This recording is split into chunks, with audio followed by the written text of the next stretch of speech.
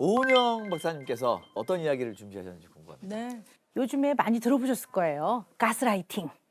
네. 굉장히 다양한 사회적인 상황에 적용을 해서 쓰는 것 같아요. 정확히 의미를 잘 모르는 분들도 많고. 네, 굉장히 많습니다. 가스라이팅은 이제 정확하게 얘기를 하자면 어떤 사람의 심리 상태에 조작을 가해서 그 사람이 자기 자신에 대해서 불신하게 하고 일종의 심리적 학대이다 이렇게 보는데요.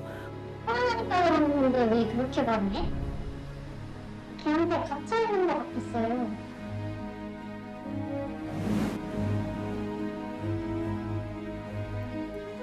누구나 피해자가 될 수 있습니다. 그런데 정작 자신은 피해자라는 걸 모르는 경우가 많습니다.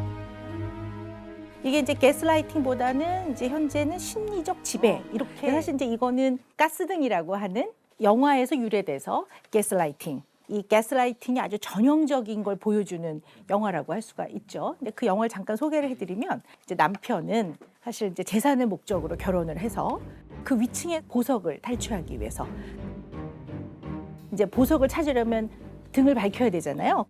그 당시에 가스등은 여러 가구들이 나눴으니까 불빛이 희미해지는 거죠.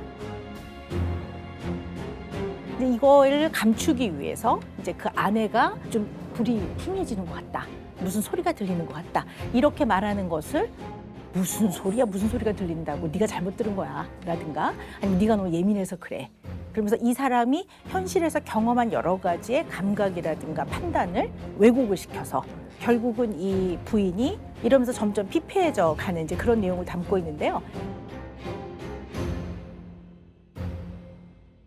다른 폭력과는 달리 이 가스라이팅은 아주 가까운 대상과의 관계에서 일어나거든요. 부모 자녀 관계, 아주 가까운 직장 상사와 부하 직원 이렇게 가까운 사이에서 애착의 형태를 띠고 등장을 하기 때문에 이것이 정서적인 심리적인 학대라는 거를 깨닫지 못하는 경우도 가스라이팅이 사실 시작은 언제나 관계를 맺는 데서 시작을 해요. 친밀한 관계에서. 그러니까 예를 들어 나니까 너 얘기를 들어주지 어디 얘기를 해봐. 이러면서 이제 친밀한 관계가 진행이 되다 보면 이제 그 다음에는 이 상대가 한 실수에 대해서 굉장히 침소봉대를 해요. 그래서 너는 어떻게 맨날 이렇게 이 똑같은 실수를 반복하니? 그러니까 이제 상대를 굉장히 폄하하고 문제가 많은 사람인 것처럼. 그럼 이제 상대가 자기 자신에 대한 불확실성이 생기잖아요. 그럼 이제 그 다음부터는 이거 내가 잘하고 있나? 그러면서 이제 상대한테 내가 잘하고 있는 거 맞아요? 그래서 끊임없이 물어보고 상대의 판단을 이제 기다리고 그래서 사실 그 사건에서도 그 이미 언론에 보도된 그런 내용들을 봤을 때는 끊임없이 보고를 해요. 보고를 하고 상대한테 명령과 지시를 하고 그 다음에 이제 판단을 내려주고 이제 이런 일들이 있는 거거든요.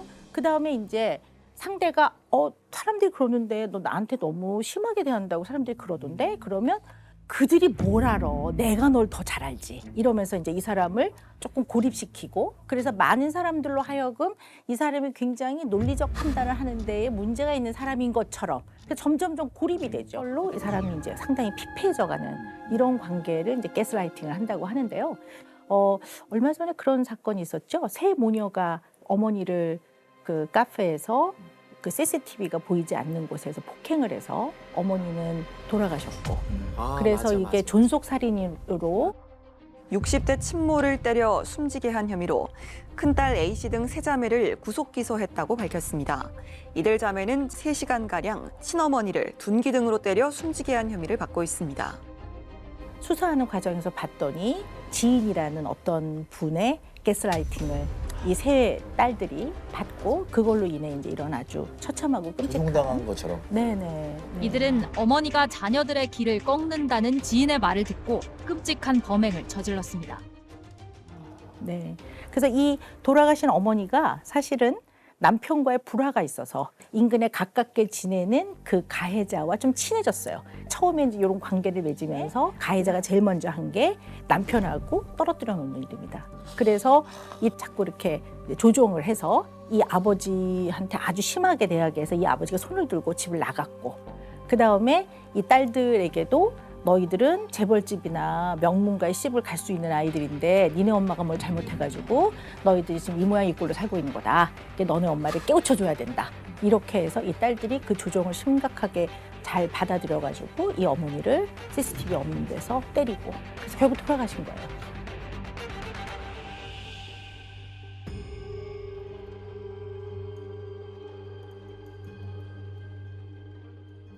근데 수사를 하는 과정에서도 보도에 의하면 이 가해자의 변호사를 공유하고 있고 변호인을 여전히 내 가해자와 굉장히 친밀한 관계를 이 세 딸들이 유지를 하고 있다라는 것까지 제가 거의 언론 이 보도를 정도면 통해 가스라이팅이 아니고 접했습니다. 세뇌 수준. 네네 네. 세뇌죠. 네, 네.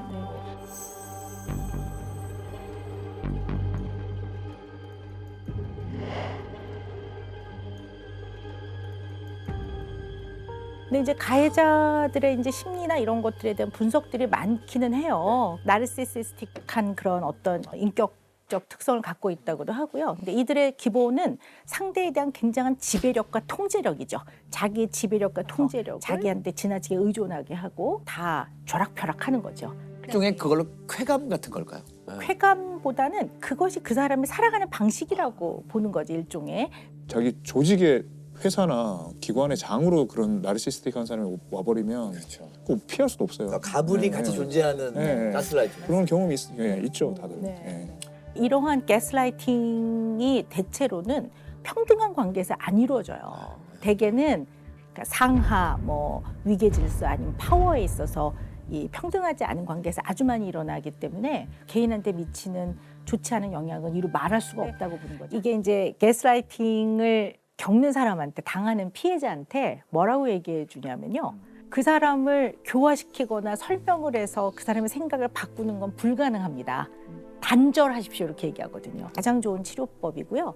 사실 이제 이 사람이 조금 나를 가스라이팅 하는 것 같다라고 했을 때 이 사람을 약간 회피하는 것도 굉장히 중요한 방법 중에 하나예요. 물리적으로 약간 거리를 두고 정서적인 거리를 두는 방법. 예를 들어 알았어 그렇게 할게가 아니라 좀 생각은 해볼게. 이런 것들이 굉장히 이제 거리를 두는 얘기들이거든요. 내가 한번 고려는 해볼게. 거리를 좀 두는. 지나치게 공감 능력이 발달하신 분들도 좀 있다고 해요. 그러니까 공감 능력이라는 건 굉장히 좋은 거지만 이것이 지나치게 너무 발달을 하게 되면 나는 없고 상대가 느끼는 감정에 내가 지나치게 동화가 돼서 내가 나를 좀 객관적으로 보는 힘이 없어지게 되는 걸 늘 주의해야 되거든요.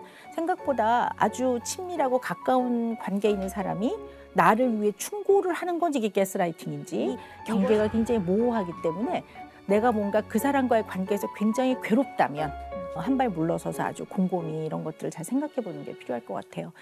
이게 지금 다들 골똘히 지금 제가 박사님들 다 봤는데 본인의 대인 관계들을 다 떠올린다는 게 제가 지금 다 보이거든요. 내가 당하고 있나. 왜냐면 이게 도처에 숨어 있구나라는 느낌이 탁 드는 거예요. 그래서 우리 주변에서 흔히 이런 거 있잖아요.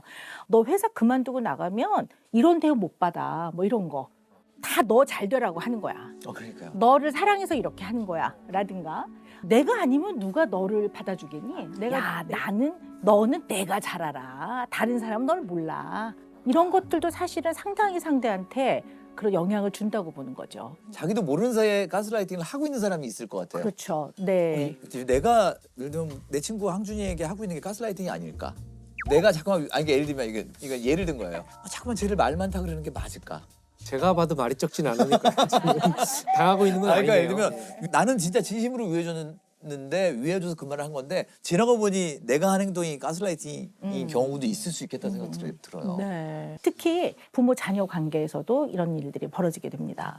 그리고 이런 거 있잖아요. 이제 어떤 아이가 학교에서 이제 조금 풀이 죽어 있어요. 그러니까 이제 선생님이 너 왜 오늘 나가 놀지? 그래서 왜 이렇게 풀이 죽어 있니? 그랬더니 이제 A라는 아이가 제가요 다니는 영어 학원에서요 제가 레벨 테스트를 좀 못 봤어요. 그랬구나. 그래서요 얼마나 우리 엄마가 알면 그거 속상할까 싶어서 제가 너무 마음이 안 좋아서 이러고 있어요. 라는 아이 이제 A가 이렇게 말을 해요. 똑같은 상황에서 B라는 아이는 저 시험 너무 못 봐가지고요. 아빠한테 혼날까 봐요. 나 지금 너무 걱정돼요. 이렇게 말을 해요. 어느 쪽이 가스라이팅일까요? 가스라이팅을 다 받은 아이일까요? 여기서도 가스라이팅이 존재합니다. 되게 좀 네. 비슷한 예인데. 네. 전자. 이유를 좀 설명을 해주신다면요? 뭐라고 하셨죠? 근데 이게 왜냐면 복잡해. 네. 뭔가 교묘한 설계가 있는 느낌. 앞에 근데 결국은 같은 얘기 아닌가요? 그러니까 이게 헷갈리는데 되게. 아니. 굉장히 헷갈리시죠? 헷갈려요 네. 지금. 뭐 근데 무슨 차이지? 계속. 얼핏 들으면 네. A가 엄마의 마음을 이해하고 엄마의 마음을 잘 공감하는 네. 흔히 말하면 쟤는 어떻게 이렇게 부모가 속상한 걸 알까 이렇게 들리시잖아요. 네. 근데 사실은 B가 훨씬 더 바람직한 거예요. 왜냐하면 네. A는 내 마음이 중요한 게 아니라 엄마의 마음을 걱정하는 거거든요. 아, 그러니까 우리가 흔히 아이가 시험을 못 보면 속상해하면 이걸 통해서 조금 더 배워서 다음번에 조금 더 네가 한번 또 열심히 해보렴. 이거와 야, 너 시험 못 봐서 엄마가 너무 속상해. 이게 이 차이가 있는 거거든요. 그러니까 B는 내가 혼날까 봐 나를 걱정하는 거고 A는 이 상황에서 나를 걱정하기보다는 엄마를 걱정하는 거니까 사실 공감 능력이 좋은 아이이기도 하지만 잘 살펴봐야 될 예라고 볼 수가 있는 거죠. 네. 부모와 자식 간에도 찾지를 못하면 의도치 않게 가스라이팅이 존재할 수도 있어요. 의도치 않게. 정말 우리는 사랑하는 거지만 의도치 않게. 그래서 우리 흔히 말하는 너를 어떻게 키웠는데 내가 너를 얼마나 희생하고 키웠는데 뭐라든가 네가 엄마한테 네. 어떻게 이럴 수가 있니? 네, 뭐 이런 그런다든가 주체가 누가 되느냐 굉장히 중요한 것 같아요. 주체가 양육의 궁극적인 목표는 독립이거든요. 독립을 시키는 거, 그 과정에서 힘을 길러주는 과정이거든요.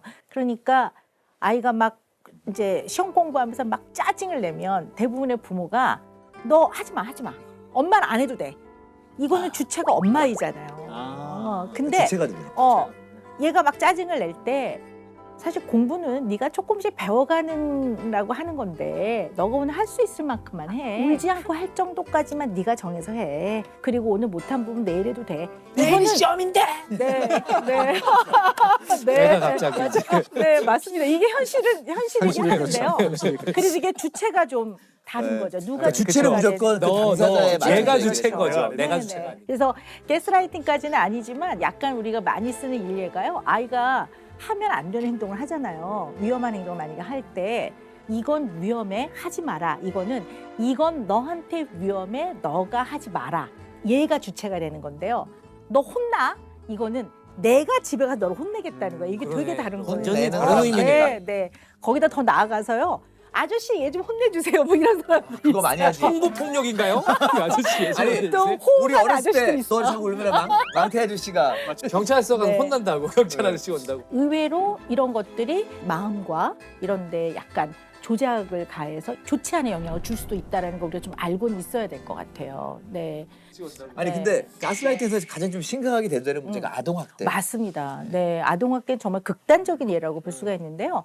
그러니까 부모는 누구나 생각을 해보면 나를 사랑해줘야 되는 사람들이고 나를 보호해줘야 되는 사람이거든요.